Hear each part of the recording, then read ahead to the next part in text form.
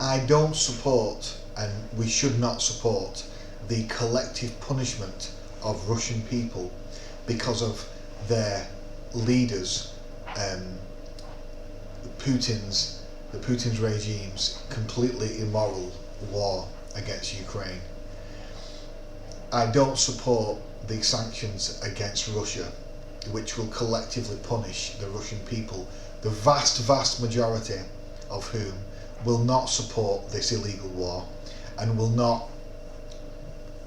now face further sanctions.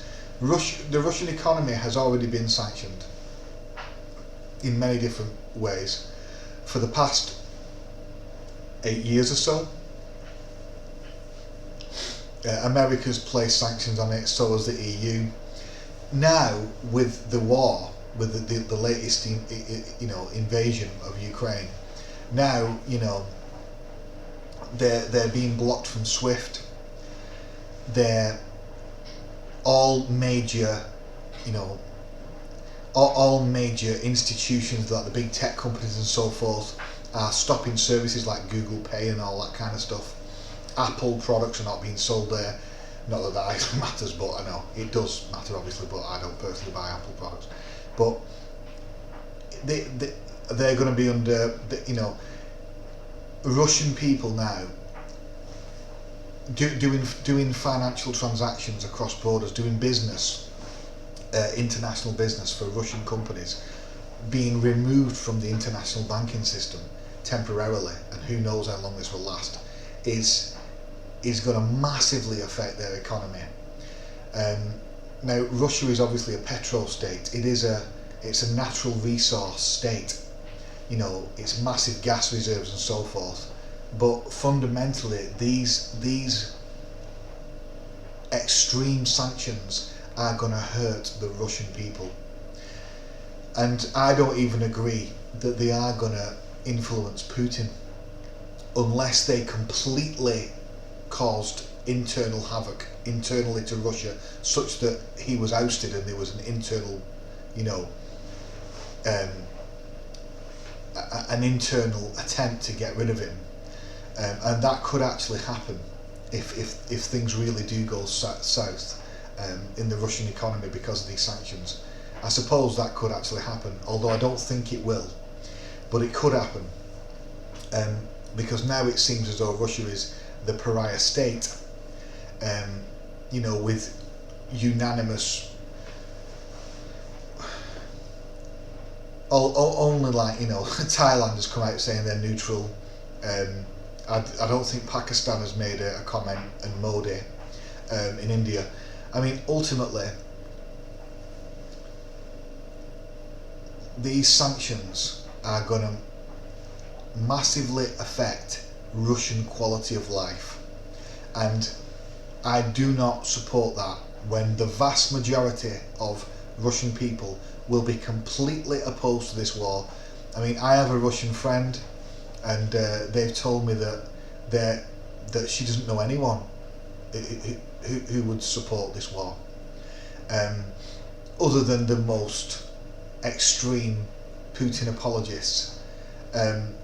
Don't get me wrong, I'm not denying that NATO, the build-up of NATO in Ukraine essentially and across Eastern Europe, causes a security concern for Russia. Of course it does.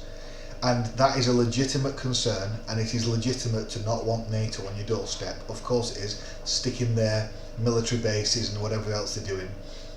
That is completely legitimate to not want that. And it is also completely legitimate to want to protect ethnic Russians in the Donbass. 14,000 have been killed because of that conflict since 2014. It is legitimate to want to protect the Donbass region, and if the Donbass region, that's Lugansk and Donetsk, if they do want to, become independent from Ukraine, then they should be permitted to, and if they wanted to join, through free and fair elections, of course. But that's not happened, and there hasn't been a ceasefire since 2014, and part of that is because the Ukraine government, which is aligned with NATO and the West, Now, it didn't used to be. Prior to 2013, it wasn't.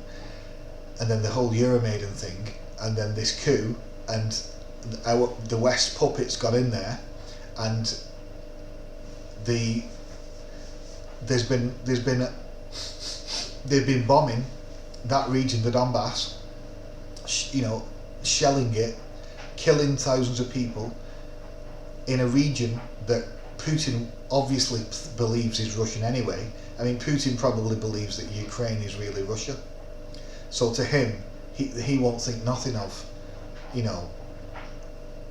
when he thinks that, one in three Ukrainians can speak Russian. One in six are ethnically Russian. So it is slightly more complicated than just a straight out war of aggression.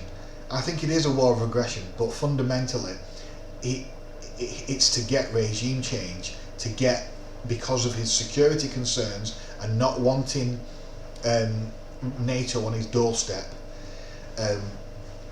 and it is to protect that. Well, it is to annex the Donbass. I think that will be annexed. But having said all that, I still don't think it's justified at all. I'm completely opposed to this war. It's unnecessary bloodshed. The Minsk agreements that have been violated by the Ukraine government for 8 years, whatever it is, they give the answer to what needs to happen, and that is obviously a ceasefire. That is to keep Ukraine, to stop shelling the region, stop bombing each other, to give elections to the region, and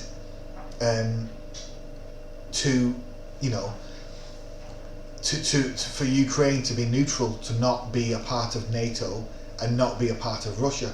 Now, obviously, I do think, based upon what I've read about Putin and what he probably believes, I think he does believe fundamentally that Ukraine is really Russian territory, and that I don't think he would ever completely accept that Ukraine is a totally separate country, which is why it's so fundamental to him, not just from a strategic perspective of security and so forth, but he probably does feel as though it's just unacceptable to have a former complete, very Russian territory to be completely in bed with the West and took over by the West, in the sense that to have a political alliance, a hostile military alliance in that country is just unthinkable for what they would believe. So but I don't accept that punishing the Ukraine economy and the Ukraine people is right at all. They've not voted for this war. Putin is essentially a dictator. I hate using that word, I really, really do, but essentially I don't accept that, that Russia is a democracy by any stretch of the imagination. I think that ultimately he is ultimately a dictator, and I think that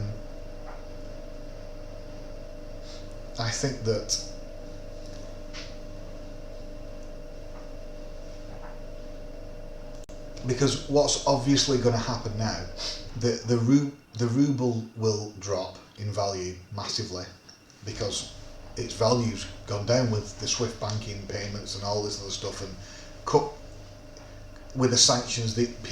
You won't be permitted essentially to using Russian companies for work and that kind of thing, and to buy their products, and so the ruble will inevitably fall.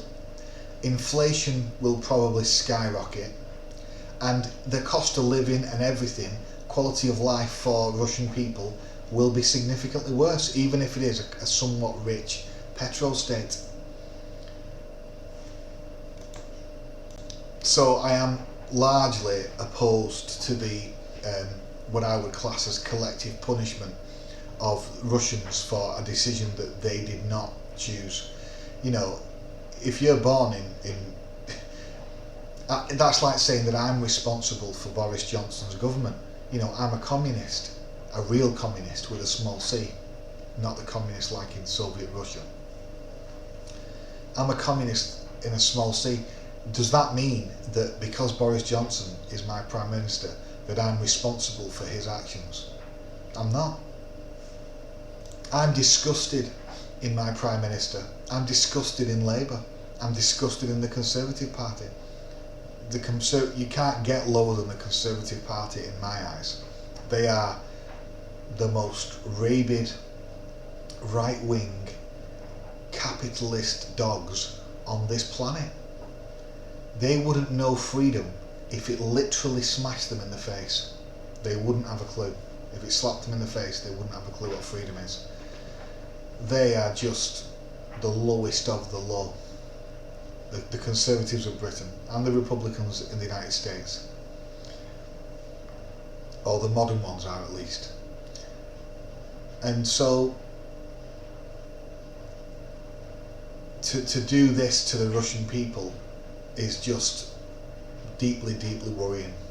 They don't deserve this collective punishment for what is ultimately Putin's actions, or the Putin regime's actions, which is not the same as the Russian public. So they should not be subjected to all this SWIFT blocking, the Google Pay blocking, the sanctions on using Russian companies and all that type of stuff. That should not go ahead.